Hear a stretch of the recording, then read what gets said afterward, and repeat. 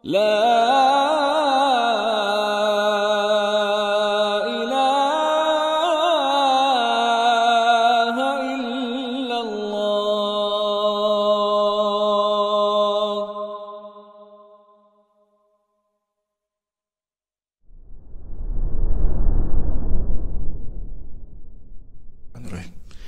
Assalamualaikum warahmatullahi wabarakatuh. Innal hamdalillah nahmaduhu wa nasta'inuhu wa nastaghfiruh wa na'udzu billahi min shururi anfusina wa sayyiati a'malina. May yahdihillahu fala mudilla lahu wa may yudlil fala hadiya lahu. Asyhadu an la ilaha illallah wahdahu la syarika lahu wa asyhadu anna Muhammadan abduhu wa rasuluhu la nabiyya ba'dahu. Allahumma inna nas'aluka ilman nafi'a wa rizqan tayyiba wa amalan mutaqabbala. Jazakallahu khair.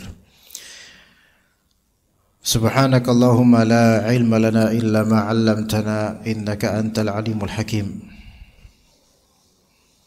Fa inna asdaqal hadits kitabullah wa khairal hadi hadi Muhammadin sallallahu alaihi wasallam wa syarrul umuri muhdatsatuha wa kullu muhdatsatin bid'ah wa kullu bid'atin dhalalah wa kullu dhalalatin finnar. Amma ba'd.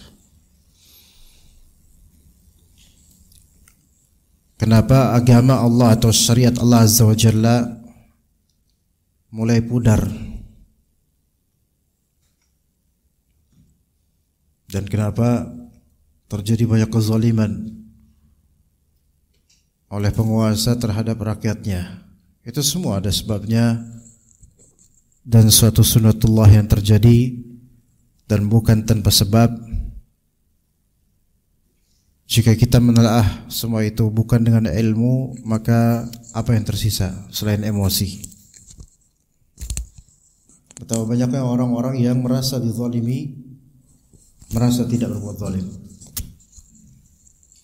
dan hanya fokus kepada kesalahan orang-orang yang zalim menurutnya dan tidak bercermin pada dirinya yang boleh jadi pelaku kezaliman.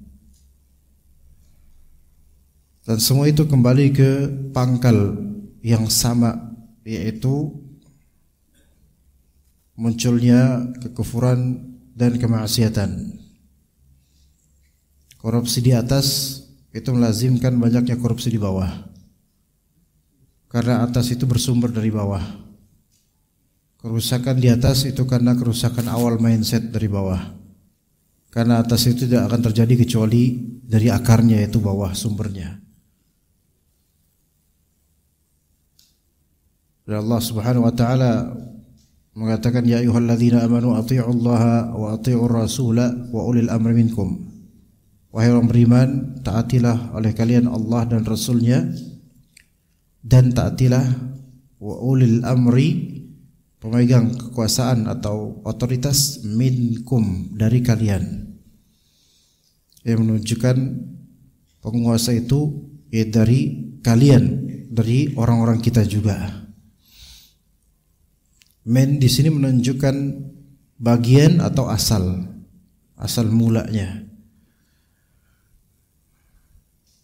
Oleh karena itu, ikhwas sekalian, keresahan yang banyak terjadi di sekarang dari semua lini, semua sektor, semua sisi, semua segi di masyarakat, itu bukan tidak ada jawaban dalam agama ini, melainkan ada kunci jawabannya. Dan ini akan kita bahas insyaallah kunci jawabannya insyaallah ta'ala. Dikatakan oleh Syekhul Islam Ibn Taimiyah rahimahullah, faqad tabayyana laka anna min asli durusi dinillahi wa syara'ihi wa zuhuril kufri wal ma'asi at-tashabbuhu bil kafirin. Telah jelas bagimu bahwa pangkal pudar punahnya agama dan syariat Allah serta munculnya kekufuran dan maksiat, pangkalnya adalah apa? Tasyabbuh terhadap kaum kafir, meniru-niru orang-orang kafir. Syekh Ibn Utsaimin rahimahullah mengatakan, yang maknanya hal ini dikuatkan oleh hadis Nabi SAW, man tashabbaha biqaumin fahuwa minhum. Barang siapa yang meniru suatu kaum maka ia termasuk bagian dari mereka. Ya, artinya ia termasuk bagian dari mereka karena keserupaannya dengan mereka. Termasuk bagian mereka dalam hal kondisi yang diakibatkan terhadapnya bila Allah tidak memberinya taufik untuk bertaubat. Realita membuktikan hal ini.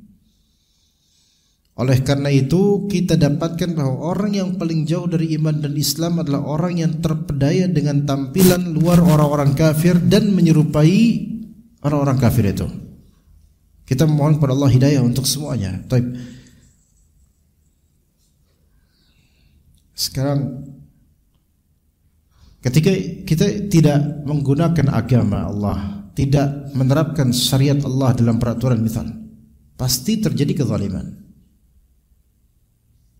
Dan juga banyak terjadi kekufuran dan juga kemaksiatan. Ternyata pangkalnya itu apa? Meniru orang kafir, tasyabbuh. Ini pangkalnya sebenarnya. Dari skala kecil sampai yang masif besar. Dari skala hanya berpakaian saja serupa dengan orang kafir sampai apa? Sampai skala yang masif besar, yaitu undang-undang, hukum dan semisalnya. Maka itu pangkalnya yang harus disadari. Dan kita tidak akan bisa mengubah orang-orang ini kecuali mindsetnya untuk diubah. Mindsetnya harus diubah. Tidak meniru orang-orang kafir dan kembali kepada Al-Quran dan As-Sunnah. Itu kuncinya gitu. Kita itu hidup dalam repetition, berulang, same old story. Dari dulu seperti itu, berulang. Ya, rakyat kena getahnya berulang, rakyat marah berulang lagi. Enggak bakal habisnya. Kalaupun ada efek positif yang kemudian hasil dari usaha masyarakat, selagi usaha tersebut yang justru usaha itu juga merupakan bentuk tasyabbuh bil kuffar. Usaha untuk memperbaiki kondisi negeri, usahanya itu juga dengan cara versi orang-orang kafir. Apa? Menyerupai orang kafir. Gimana Allah bisa ridho? Gimana Allah bisa ridho? Itu. Yang kita itu lebih banyak percaya kepada emosi dan merasa dirugikan, dizalimi, dan tidak kemudian kita mengajak diri dan muhasabah di antara masyarakat ini. Enggak usah jauh jemaah. Gimana kita mau bersatu sementara di depan ya, menuju ke perumahan ini di depan saudara, banyak masih dagang, enggak pada sholat. Yang seperti ini apakah membuat negeri ini makmur, sentosa, Allah berikan keberkahan begitu saja tanpa mereka sholat dan lebih fokus di dagangnya? Banyak di depan. Ada masuk, udah maghrib, karena anda sampai sini menjelang iqamah, udah maghrib. Enggak ada orang yang pakai sarung atau orang kelihatan mau sholat, tuh enggak ada di situ. Jangan katakan bahwasanya mau sholat udah ada di masjid. Ini lebih banyak yang enggak ada indikasi mau sholat, lebih banyak. Lah terus apa korelasinya dengan pembahasan ini? Orang kafir di maghrib ya kayak gitu kegiatannya. Ini udah menyerupai orang kafir. Apa bedanya terus orang muslim maghrib pula yang memang paling banyak ke masjid ya, dari 5 waktu sholat. Orang muslim ke masjid sholat. Enggak kelayapan di maghrib seperti itu kemudian dagang, walaupun alasannya dagang, hatta alasannya dagang. Nyari dunia, nyari duit, pemilik dunia adalah Allah Azza wa Jalla. Tapi enggak minta sama Allah, enggak ikhtiar ke Allahnya, tapi hanya ke dunianya saja. Ini kan orang-orang kafir seperti ini tingkahnya. Sekarang ada enggak orang kafir yang di waktu maghrib salat maghrib? Enggak ada. Berarti di waktu maghrib enggak salat maghrib, nah ini seperti orang kafir. Ini tasyabbuh. Ini muskilah yang belum bisa kita ubah kolbu-kolbu mereka. Belum, enggak jauh dari sini Pak. Bahkan Boleh jadi nggak usah ke sana, tetangga samping antum nggak bisa ubah. Ini minimal sekarang skala orang-orang yang udah ngaji dulu supaya bisa masing-masing berdakwah di keluarganya tentang masalah-masalah seperti ini. Kita mau mengubah orang-orang yang sudah jadi begitu seperti itu mentalnya, tasabuh dengan orang-orang kafir, dan kita pun memperingatkan mereka dengan cara yang juga caranya yang biasa dilakukan oleh orang-orang kafir. Untuk membuat pemerintahan misalnya, cara orang kafir juga. Bukan cara kesabaran, bukan cara mendoakan, malah justru mendoakan keburukan dan seterusnya. Enggak bisa sabar.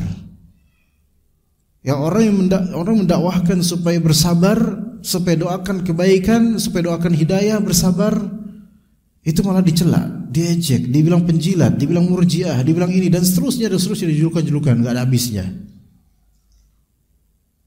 Enggak ada habisnya, berputar seperti ini jemaah sekalian. Kesadaran kita itu cuman terpasung di emosi, ketidakpuasan. Padahal belum tentu juga sebenarnya kita itu semenderita itu jemaah. Belum tentu juga. Nikmat Allah Ta'ala justru lebih banyak daripada apa yang kita rasakan dari yang namanya penderitaan di negeri ini jemaah.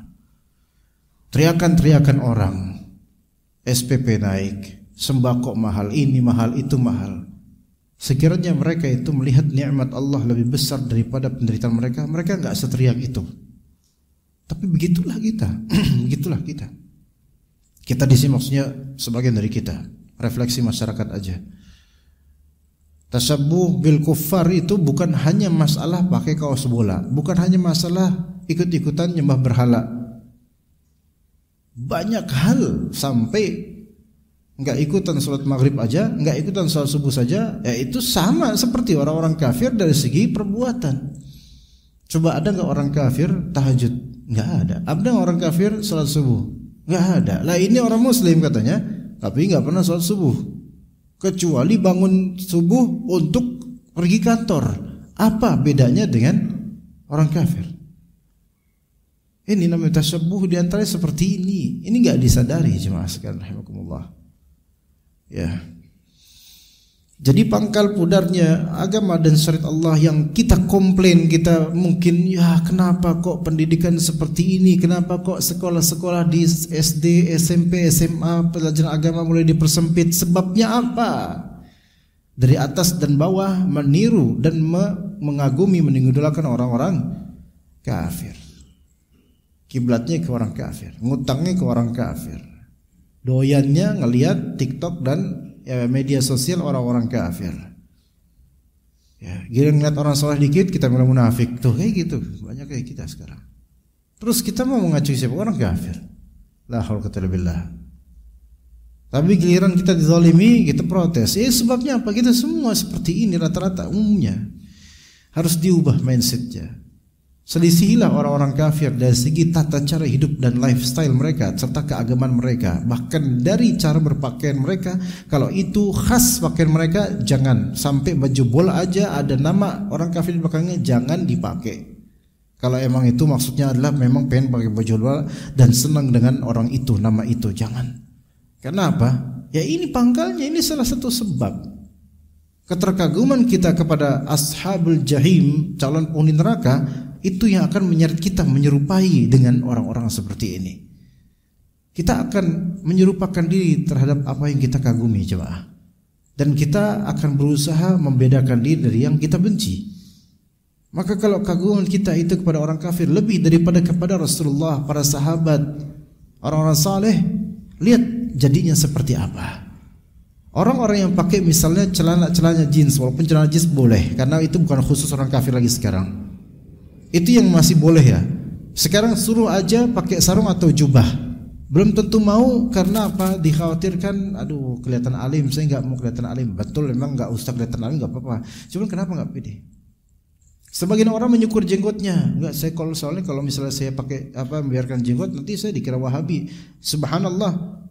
Rasulullah SAW berjenggot. Antum mencukur karena menghindari mirip dengan orang-orang yang dianggap soleh. Seperti Rasulullah SAW, gak usah nilai Wahabi atau ini, gak usah disitulah. Jangan disitulah mainnya. Tapi keberatan menyerupakan diri dengan Rasulullah SAW, Cuman ketika nyanyi lagu-lagu roman picisan yang disukai di tembang kenangan, langsung bisa. Ngaji sedikit nggak pede, buka Al-Quran di terminal takut dibilang orang soleh. Tapi giliran pakai piercing atau nyanyi lagu atau itu malah legowo aja. Berarti kita ada lebih pro kepada keburukan dibandingkan kebaikan. Ini yang perlu dikoreksi. Kemudian dikatakan oleh Ibnu Taimiyah rahimahullah, kama anna min asli kulli khairin al-muhafadzata ala sunanil anbiya'i wa syara'i'ihim. Sebagaimana di antara pangkal dasar segala kebaikan adalah menjaga sunnah-sunnah para nabi dan syariat mereka. Dimulai dari individu kita, jagalah sunnah nabi, dimulai dari individu masing-masing dan tersebar ke bawahannya, yaitu ailah, yaitu ahl, keluarga, anak istri, menyebar dakwahnya kemudian ke orang tua, adik kakak, paman bibi dan seterusnya. Kemudian menyebar ke keluarga besar, kemudian menyebar ke masyarakat, begitu. Tunjukkan sunnah Nabi dan syariat Allah, syariat Nabi, syariat Allah dan Rasulnya. Olihada azuma waq'al bid'ah fid din. Oleh karena itu sangat besar hantaman bid'ah dalam agama ini. Bid'ah menghantam agama ini besar sekali efeknya. Wa illam yakun fiha tashabbuhun bil kufar fa kaifa idza jumi'at atau jama'atul wasfain atau jumi'atil wasfain. Ya. Oleh karena itu sangat besar hantaman kebid'ahan dalam agama ini, meskipun tak terdapat di dalam tasyabbuh dengan kaum kafir. Lalu bagaimana pula bila dua sifat ini berkumpul? Jadi ada dua hal. Satu hal kebid'ahan, hal yang baru dalam agama. Ada hal lain, menyerupai orang kafir yang belum tentu hal yang baru dalam agama. Ini ada bid'ah, ada tasyabbuh bil kufar. Dua hal yang berbeda. Bid'ah itu adalah ihdatsus syai' fid din, yaitu mengadakan sesuatu dalam agama yang tidak pernah ada contoh dan kaidah sebelumnya. Adapun tasyabbuh bil kufar, yaitu menyerupai orang-orang kafir dari segi akidah atau muamalah atau ibadah atau mungkin gaya hidup, berpakaian dan cara hidup, yang mana itu ciri khas dari orang-orang kafir itu tersebut, ya, diikuti, ditiru. Maka ini tasyabbuh bil kufar. Dua hal yang berbeda. Sebagian bentuk tasyabbuh bil kufar itu masuk dalam bid'ah juga, tapi sebagian lainnya tidak. Sebagian bid'ah merupakan bentuk menyerupai orang kafir, sebagiannya tidak. Ya. Contoh bid'ah yang serupa dengan tasyabbuh bil kufar yang tergabung ada, nanti kita sebut. Kalau bid'ah seperti misalnya bid'ah mengucapkan suatu zikir, misalnya baca ayat kursi 1000 kali dengan khasiat ini misalnya, ini enggak ada dalam agama, maka ini murni bid'ah, tapi bukan merupakan bentuk penyerupai orang kafir, karena orang kafir enggak ada seperti itu. Itu satu. Ada juga tasyabbuh bil kufar yang tidak termasuk bid'ah karena pada asalnya itu tidak merupakan bagian dari ketaatan atau hal-hal yang sifatnya agama, melainkan ini menyerupai saja orang-orang ini yang mana itu notabene sangat kental dengan keaslian atau keagamaan orang-orang kafir, seperti yaitu memakai kaos bola yang di belakangnya ada nama fulan yang kafir, jelas kafir, ya, lalu dipakai, dan dipakai ini bukan karena nggak tahu, karena ngerti dan karena kagum padanya, maka ini tasyabbuh bil kufar. Ini tidak bid'ah, ini ada sendiri. Dua hal ini, bid'ah dalam beragama dan menyerupai orang kafir dalam karakteristik dan kekhasan mereka, ini semua merupakan apa? Dua ini merupakan apa? Merupakan penyebab rusaknya agama seseorang dan masyarakat. Dua ini. Taib. Misal seorang yang melakukan bid'ah, dia ahli agama, bid'ah, melakukan bid'ah, ahli agama, tapi punya keyakinan bid'ah. Ya, misalnya dengan mengatakan bahwasanya mereka membaca sekian maka dia akan mendapatkan sekian. Padahal nggak ada itu dalam agama. Ini jelas bid'ah. Ini dusta atas nama agama. Ini bahaya. Satu. Bagi siapa bahaya? Ya bagi keagamaan umumnya kaum muslimin yang dia sebarkan faidah palsu tersebut. Sekarang perempuan-perempuan yang keluar, ya, dari rumahnya dengan pakaian yang tidak dikenal oleh kaum muslimin tadinya, Atau perempuan ini misal memakai pakaian persis seperti penyanyi yang disukai olehnya, dari penyanyi orang kafir misalnya, penyanyi Korea atau apa gitu. Perempuan ini menyerupai itu. Lah ini udah jelas tasyabbuh menyerupai orang-orang kafir. Merusak ke ini, merusak. Agamanya terusakkan, akhlaknya rusak. Rusak. Oke, bagi ini satu aja udah buruk, ini satu sendiri udah buruk. Bagaimana kalau misalnya kita intinya, bagaimana pula bila dua sifat ini berkumpul dalam satu perbuatan? Udah bid'ah, nyerupain orang kafir lagi. Apa contohnya? Bukan sampai derajat menuju kesyirikan. Apa contohnya? Menuju kesyirikan. Apa contohnya? Contohnya minta kepada Rasulullah sallallahu alaihi wasallam dalam berdoa sekarang. Ini suatu kebid'ahan, suatu kesyirikan juga, dan ada sisi penyerupaan terhadap orang-orang kafir. Yaitu gimana? Kita udah jelasin mungkin berkali-kali di sini atau tempat lain. Kalau misalnya orang-orang yang datang ke kuburan keramat atau datang ke makam Nabi SAW dan minta sama Nabi SAW, minta sesuatu sama Nabi atau mayit wali yang setelah dikubur, maka ini suatu hal yang merupakan kebid'ahan. Gak ada anjuran dalam agama minta sama mayit seperti itu, walaupun tawasul. Gak benar itu. Nah terus sisi mana yang menyerupai orang kafirnya? Bahkan sebenarnya bukan menyerupai lagi, bisa lebih parah dari orang kafir. Antum lihat orang Nasrani yang mereka menganggap Nabi Isa alaihissalam baik sebagai anak Allah, kata mereka na'udzubillah min dzalik, dari kalam itu, atau dikatakan Nabi Isa sebagai wasilah, atau Nabi Isa satu kesatuan dengan Allah, atau apapun pendapat mereka yang batil. Mereka itu minta kepada siapa? Jesus, Nabi Isa alaihissalam. Dan mungkin sampai kepada Tuhan Bapa. Nabi Isa masih hidup dalam akidah Islam. Nabi Isa masih hidup. Nabi Muhammad sudah wafat. Anda bukan berarti menyetujui akidah Nasrani, bukan. Orang Nasrani berharap dan minta kepada yang masih hidup tapi gaib, tetap syirik. Masih hidup nih Nabi Isa, tapi bukan di bumi ini, bukan. Allah Ta'ala angkat ke langit, entah di mana sekarang. Allah lebih tahu. Mintanya ke Nabi Isa Nasrani ini. Dan itu syirik. Itu kufur akbar, keluar dan bukan muslim. Ini amal orang-orang musyrik, kafir. Sebagian orang muslim mintanya ke Nabi Muhammad sallallahu alaihi wasallam yang sudah wafat. Jadi minta sama-sama kepada yang gaib selain Allah. Sama-sama minta kepada yang gaib selain Allah. Ini keserupaan. Tasyabbuh bil kuffarnya di sini. Menyerupai orang-orang kafir. Yang sama-sama meminta kepada yang gaib selain Allah. Malah bisa jadi lebih parah. Kenapa? Karena Nabi Isa masih hidup, Nabi Muhammad telah wafat. Sama-sama enggak kena. Tapi at least setidaknya yang Nasrani ini, bagi kita ini Nabi Isa masih hidup gitu loh. Lah Nabi kita Nabi Muhammad SAW telah wafat. Sama impactnya sama-sama nggak ada, kecuali syirik. Tapi kita harusnya pantas lebih malu dengan kelakuan sebagian dari saudara kita.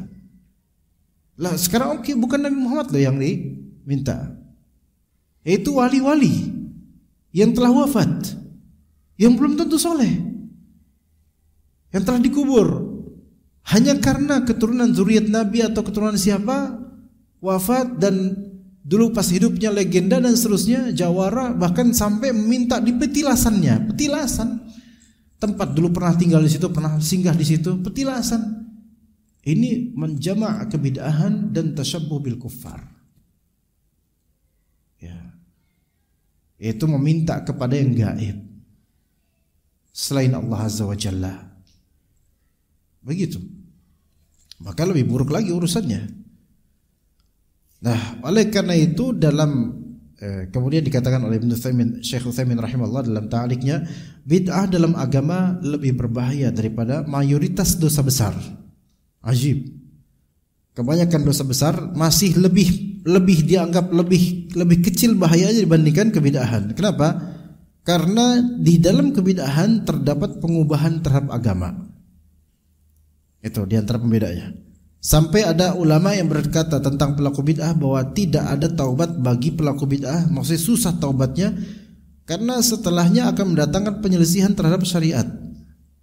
Loh, kenapa nggak ada taubat pelaku bid'ah? Susah taubatnya. Karena orang yang berbuat bid'ah itu akan mengira, merasa, menduga, menyangka apa yang dia perbuat itu baik, makanya dianggap ada bid'ah hasanah versi syariat oleh mereka. Dianggap baik, lah ngapain saya taubat dari hal yang saya anggap baik? Begitu. Ibaratnya kalau seseorang itu meneguk racun yang berbahaya untuk dirinya dan dia kira ini bukan racun, ini enak kok, enak, betul enak bagi antum, tapi orang yang ngerti itu racun, itu adalah racun. Jangan, ngapain saya ngelarang saya, wong ini enak kok, dicemil terus sama dia racun itu, kayak gitu ya. Tapi merusak gak? Merusak. Dan bakal taubat gak? Enggak bakal, susah tau. Gimana? Apa yang mau ditaubatin? Orang dianggap baik kok ya. Oleh karena itu seseorang wajib menjaga tata cara beribadah kepada Allah, baik dari sisi akidah, ucapan atau perbuatan. Juga agar ia tidak lancang terhadap Allah, di mana ia mencontohkan dalam agamanya sesuatu yang bukan bagian dari agamanya. Taib. Makanya dalam hadis dikatakan, mabtada'a qaumun bid'atan illa naza'a anhumus sunnata mithlaha. Tidaklah suatu kaum membuat hal baru, membuat kebid'ahan, melainkan akan dicabut dari mereka satu sunnah dengan kadar yang sama, dengan kadar kebid'ahan yang sama, maka dengan kadar itu pula sunnah itu akan dihilangkan. Itu udah hukum naturalnya seperti itu, dah nature-nya seperti itu. Ketika bid'ah itu mulai masuk ke suatu masjid, maka ada aja sunnah yang hilang kemudian. Ketika sudah dikuasai satu masjid dengan segala kebid'ahan, maka sekelas tidak ada lagi sunnah yang, apalagi sunnah yang apalagi cuma sunnah yang dipegang kemudian kalau isinya bid'ah semua. Dari ini musyahad, ini sesuatu yang betul-betul bisa tersaksikan jemaah. Ya, mana orang-orang yang berbuat bid'ah, ya kita berharap semua kita dan mereka diberi hidayah semuanya insyaallah. Tetapi di sini perlu ada ketegasan dalam berbicara. Kita nggak bisa kita ya karena mereka saudara, udahlah kita nggak usah nyalahin mereka, jangan nyalahin orang terus. Ya kalau nggak mau disalahin ya jangan salah dong. Misalnya kita lihat masjid-masjid kaum muslimin, diawali pertama ditaruh kuburan, ditaruh ini dan seterusnya. Atau oke lah, itu kuburan mungkin di teras. Taib. Anggap itu masalah khilafiyah. Teras insyaallah sah salatnya, kalau di kuburan di teras sah salatnya. Dan bukan di dalam masjid. Sekarang misalnya di dalam masjid. Antum lihat sebelum salatnya banyak dari imam. Imam ini baca A'udzubillahi minasyaitonir rajim. Bismillahirrahmanirrahim. Malam baca Al-Fatihah. Padahal Al-Fatihah ntar aja bacanya. Dia baca dulu atau baca qul a'udzu birabbin nas. Sebelum takbiratul ihram itu baca banyak tuh. Allahumma ij'al. Doa-doa dulu untuk kekhusyuan dia. Ini enggak ada dalam agama kayak gini nih. Ya subhanallah. Jadi makmum nunggu sampai 30 detik imam mengkhusyukkan diri. Rasulullah dan para sahabatnya itu enggak ada yang berbuat seperti itu dan mereka salatnya paling khusyuk.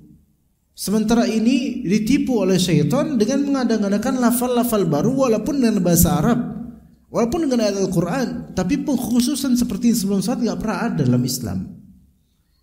Kalau kita nasihati, Pak, mohon maaf itu kok baca ayat kursiyah, kok baca An-Nas ya sebelum takbiratul ihram. Kenapa emangnya Mas? Itu kan Rasulullah nggak gitu ya. Ya iya Rasulullah nggak gitu, tapi kan itu bagus Mas. Nah udah susah kalau dia nggak bagus. Iya Pak, bagus. Itu ayatnya secara zat bagus. Cuman menempatkan bacaan di situ itu kan nggak ada contohnya Pak. Alasan apa lagi coba? Ya kalau Rasulullah kan memang sudah soleh, selalu soleh.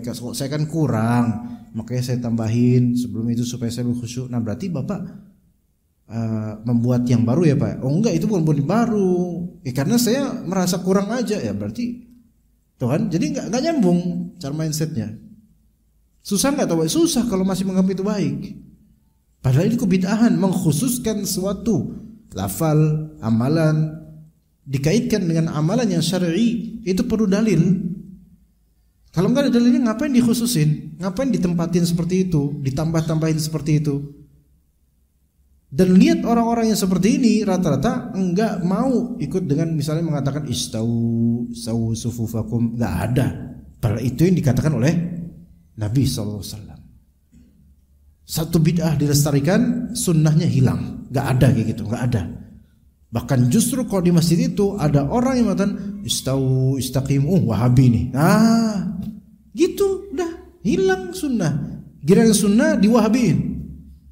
Giliran yang baru, ini baru nih, bener nih gitu.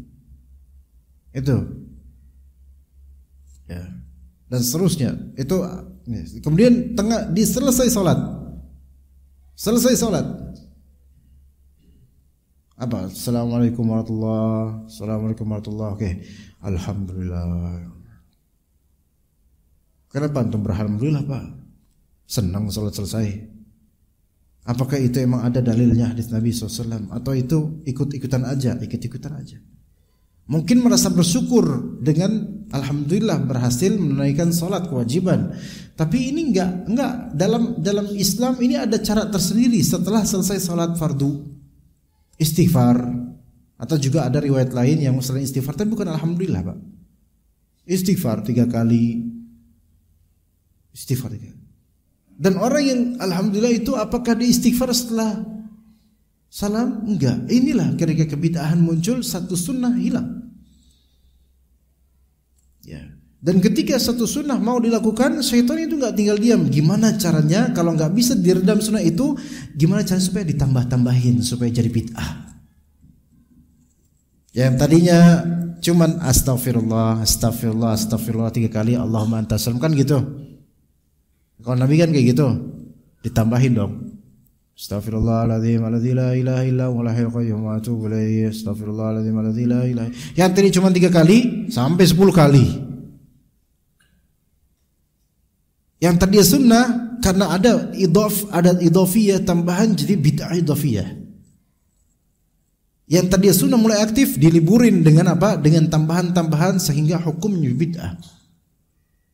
Gitu.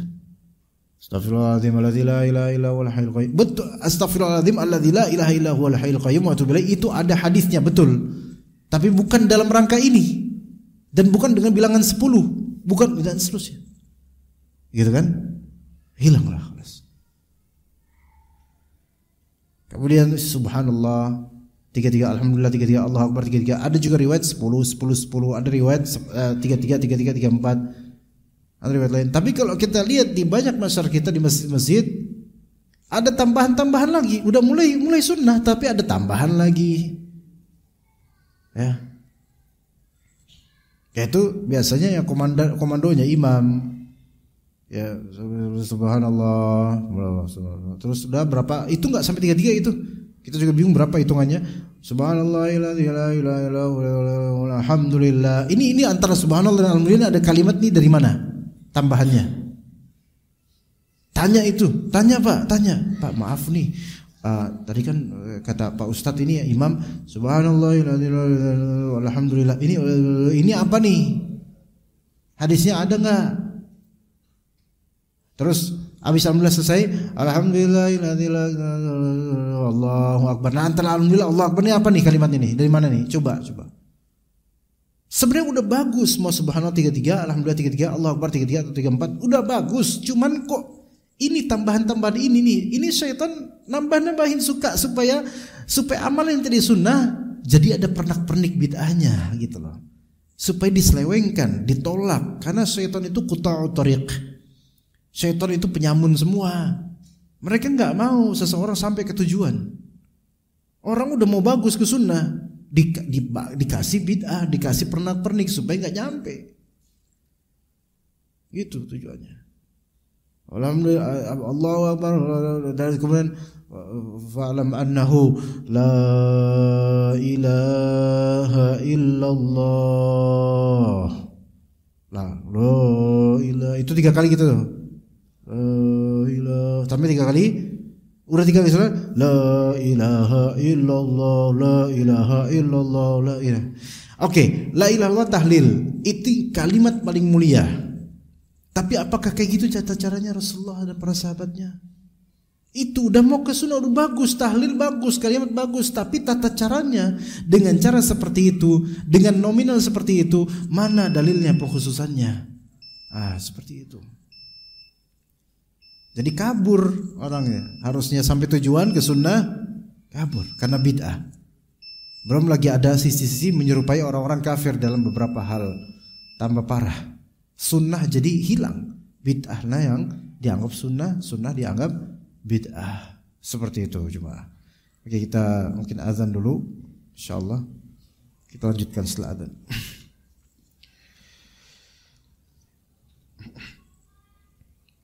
Dikatakan oleh Syekhul Islam Ibnu Taimiyah rahimahullah, Al-Imam Abu Dawud juga telah meriwayatkan dalam sunannya, demikian juga imam lainnya dari Husaim. Beliau berkata, telah memberitahukan kepada kami Abu Bishr dari Abu Umair bin Anas dari pamannya, salah seorang sahabat Ansar, dia bercerita, Nabi SAW gelisah mengenai bagaimana cara beliau mengumpulkan orang-orang untuk sholat. Ketika itu kan belum ada syariat azan seperti tadi. Justru hadis ini menceritakan awal mula azan disyariatkan. Lalu ada yang mengatakan kepada beliau, ya Rasulullah, pancangkan sebuah bendera ketika tiba waktu sholat. Jadi pas waktu sholat tiba, pancangkan bendera supaya orang tahu, ya itu adalah waktu sholat, tanda waktu sholat. Bila sudah melihatnya, pasti mereka akan saling memberitahukan satu sama lain akan hal itu, masuk waktu sholat, karena dipancangkan bendera. Namun beliau SAW tidak serak dengan cara itu. Beliau berkata, itu seperti cara kaum Yahudi, memancangkan bendera untuk menandakan waktu ibadah. Itu seperti cara kaum Yahudi. Lihat, sampai wasilah aja, tata cara atau bukan tujuan ya, wasilahnya aja itu sampai Rasulullah nggak mau. Seperti orang Yahudi, ya. Orang-orang mengusulkan untuk gimana kalau bunyikan lonceng ya Rasulullah. Maka beliau berkata, itu termasuk perbuatan kaum Nasrani, ya. Dan memang beribadah dengan musik itu tasyabuh dengan orang Nasrani, ya. Makanya lagu-lagu religius itu enggak religius Islam, itu enggak, itu hanya sempalan itu. Band-band sebagian dulu sebagian band-band itu ketika bulan Ramadan tiba-tiba religius, nalurin album-album religius. Ini tasyabuh dengan orang-orang Nasrani yang mereka itu beribadah mereka dengan nyanyian. Begitu pula dengan nasyid-nasyid, sebagiannya itu terlarang walaupun nasyid, atau minimal makruh, nasyid yang tidak ada musiknya, ya walaupun mungkin sebagian kita ya, dulu seperti itu, tapi udahlah kita meninggalkan itu. Akapela misalnya, itu enggak ada dalam Islam. Antum bayangin sahabat Abu Hurairah, Abu Sa'id Al-Khudri, Ibnu Mas'ud berkumpul bertiga beatbox, enggak ada seperti itu. Akapela dan terus kemudian menyerupakan suara dengan drum dan ini semua sama hukumnya, bahkan ini lebih buruk. Orang yang nge-beatbox itu tidak menghargai dan tidak bersyukur diciptakannya lidah dan mulut buat dia. Kena kanker baru tahu rasa dia nggak bisa kayak gitu. Itu buat zikir. Mulut dipakai buat zikir, bukan buat damdum apa gitu, di monyong-monyongin, kadang-kadang diserupakan dengan suara bass, drum, gitar, piano dan seterusnya. Subhanallah. Enggak bersyukur ini punya mulut seperti ini, ya. Harusnya zikir malah melawan zikir. Jadi beatbox seperti itu enggak ada itu. Walaupun nuansa Islami enggak ada dalam Islam. So, inilah kebid'ahan, kebid'ahan dan tasyabuh dengan orang-orang kafir dalam cara mereka mendekatkan diri kepada Tuhan. Menjamak dua keburukan. Keburukan pertama kebid'ahan, karena ini enggak ada dalam Islam sebelumnya seperti ini. Tata cara gini. Kedua, yaitu menyerupakan tata cara dengan bagaimana orang-orang Nasrani dalam mendekatkan diri pada Allah dengan lagu-lagu mereka. Maka kalau misalnya mau sholat kemudian ini memang atas nama selawatan, tapi kemudian dilagu-lagukan dengan nada tertentu dan seterusnya, ini sudah ada keserupaan, Pak.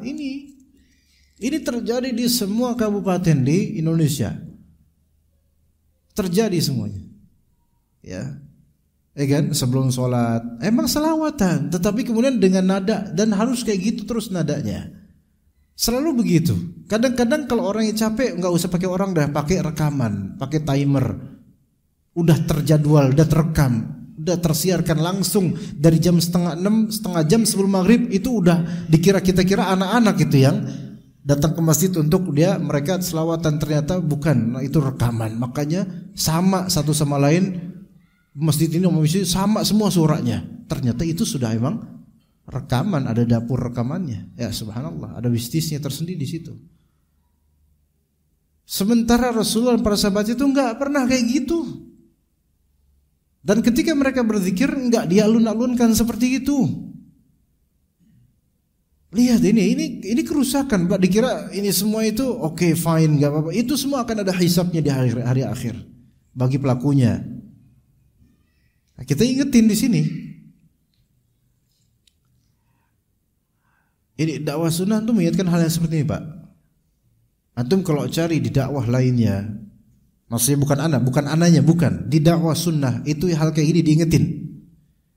Antum cari dakwah versi lain, dakwah versi harokah misalnya, dakwah versi ormas atau dakwah versi lain, enggak bakal ada yang membicarakan seperti ini. Justru pelakunya ya, bukan malah bicarain pelakunya kok. Padahal inilah yang banyak tidak disadari jemaah sekalian. Inilah bentuk kebid'ahan yang menjadi sebab kemerosotannya keagamaan seseorang. Dikira ini baik. Yang tadi mabtada'a qaumun bid'atan tidak illa naza'anhum sunnah mithlaha. Tidaklah suatu kaum mengadakan suatu bid'ah, ada sunnah Nabi yang kemudian tergerus, termarginalkan. Dan itu akal niat masyarakat yang melakukan kebid'ahan, walaupun pakai nama Islam, walaupun pakai pakaian baju koko dan seterusnya, antum akan lihat banyak mereka enggak kenal sunnah. Jujur aja, Pak, antum kenal zikir pagi petang sejak kapan? Jujur aja. Boleh jadi baru ketika dakwah sunnah ini muncul. Jujur aja, antum tahu doa di antara azan dan iqamah baru tahu kapan? Kita sholat sejak berpuluh-puluh tahun di masjid, baru tahu kemarin hari. Dulu-dulu yang kita tahu, habis iqamah dan sholat bengong diam sambil dengerin khotib atau muadzin main apa namanya, ngelantunin selawatan, itu gitu aja. Kita nggak tahu hadis-hadis itu. Dulu terkubur, padahal ini sudah ada sejak 1400 tahun lalu hadisnya. Terkubur karena apa? Kebid'ahan yang dilakukan di antara dan iqamah. Maka bid'ah itu kata sebagian ulama jarimah. Bid'ah itu adalah tindak pidana dalam agama karena mengubur fakta dan kebenaran dan menzahirkan hal-hal yang tidak ada sebenarnya dalam agama. Gitu, Pak. Maka Abdullah bin Zaid bin Abdurrabbih pulang dengan membawa keresahan yang sama seperti Nabi. Gimana caranya kita untuk mengundang orang-orang supaya sholat? Apa sih parameternya? Apa sih hal yang bisa membuat orang tahu waktu sholat sehingga datang ke masjid? Kemudian dalam mimpinya Abdullah bin Zaid, ia diberi petunjuk mengenai adzan. Ia pun mendatangi Rasulullah keesokan paginya. Ia memberitahu Rasulullah perihal mimpinya. Ia berkata, "Ya Rasulullah, sesungguhnya aku dalam keadaan antara tidur dan sadar. Tiba-tiba datang kepadaku seseorang di mimpinya. Maka orang itu memperlihatkan tentang adzan kepadaku. Disebutkan adzannya bagaimana. Ya. Adapun Umar bin Al-Khattab itu telah melihat dalam mimpinya sebelum itu, namun Umar bin Al-Khattab menyembunyikan selama 20 hari. Dulu 20 hari yang lalu Umar bin Al-Khattab itu ada mimpi tentang adzan dan syariat adzan dan gimana cara adzan itu dimimpikan di dalam mimpinya Umar bin Al-Khattab. Tapi ini karena khawatirnya ini bukan mimpi baik-baik atau gimana, maka disimpan aja. Dan ini menunjukkan bahwa mimpi yang hak adalah mimpi yang di antara tanda-tanda mimpi yang benar seorang mukmin adalah dia tidak bisa melupakan mimpi itu. Adapun mimpi yang merupakan adghatsu ahlam, mimpi yang tidak ada nilainya adalah mimpi yang biasanya setelah bangun udah lupa mimpi apa. atau kalaupun ingat udah nggak seberapa ingat ya. Maka kemudian Umar bin Khattab, Abdullah bin Zaid memberitahu Rasulullah SAW. Beliau pun berkata kepadanya, apa yang menghalangimu wahai Umar untuk memberitahuku sejak 20 hari lalu? Maka Umar menjawab, Abdullah bin Zaid telah mendahuluku, jadi aku malu ya Rasulullah, baru aku kasih tahu sekarang. Maka Rasulullah pun bersabda kepada Bilal, wahai Bilal, bangkitlah, perhatikan apa yang diperintahkan oleh Abdullah bin Zaid kepadamu, lalu kerjakanlah. Karena di dalam mimpi Abdullah bin Zaid disebutkan oleh orang itu, ya. Jadi orang itu di dalam mimpinya itu dalam mimpinya ada orang dia membawa semacam trompet gitu. Maka kemudian Abdullah bin Zaid di dalam mimpinya pengen beli trompet itu. Maka kata orang yang pegang trompet itu, kamu mau apain trompet ini? Maka kata Abdullah bin Zaid, ya buat tanda-tanda solat. Maka kata orang itu, enggak, ini enggak baik buat tanda solat. Ini yang benar seperti ini. Maka disebutkan Allahu Akbar, Allahu Akbar, Allahu Akbar, Allahu Akbar, asyhadu an la ilaha illallah, asyhadu an la ilaha illallah, dan seterusnya sampai akhir. Ya, maka Abdullah bin Zaid hafal. Orang zaman dulu Pak, ya namanya mimpi. Orang zaman dulu kan masih safiyatuz zihn, yaitu benaknya itu masih jernih sehingga gampang untuk mengingat. Kalau sekarang kan lupa-lupaan kita karena banyak masalah ya. Orang dulu kan enggak banyak sehingga gampang ingat, mudah ingat. Jadi lafal-lafal itu teringat semuanya. Diajarin Abdullah bin Zaid kepada Bilal. Maka Bilal pun mengumandangkan adzan sebagaimana Abdullah bin Zaid ya suruh seperti itu. Ya begitu. Maka Abu Bishr berkata, Abu Umair telah memberitahukan kepadaku bahwa orang-orang Ansar yakin bahwa kalaulah bukan karena Abdullah bin Zaid tengah sakit saat itu, pasti Rasulullah SAW akan menjadikannya sebagai muadzin. Karena Abdullah bin Zaid yang kedapatan mimpi, tapi beliau lagi sakit, jadi beliau ngajarin lafal-lafalnya ke Bilal bin Rabah. Seandainya beliau enggak sakit, Abdullah bin Zaid enggak sakit, maka Abdullah bin Zaid akan dijadikan muadzin saat itu, mulai saat itu, karena beliau yang langsung dapat mimpinya. Ya begitu jemaah sekalian rahimakumullah. Mudah-mudahan suatu sajian kajian yang bermanfaat untuk anda dan juga jemaah sekalian. Barakallahu fikum jami'an. Wa sallallahu ala nabiyyina Muhammad wa ala alihi wa sahbihi ajma'in. Subhanakallahumma bihamdika asyhadu an la ilaha illa anta astaghfiruka wa atubu ilaik. Assalamualaikum warahmatullahi wabarakatuh.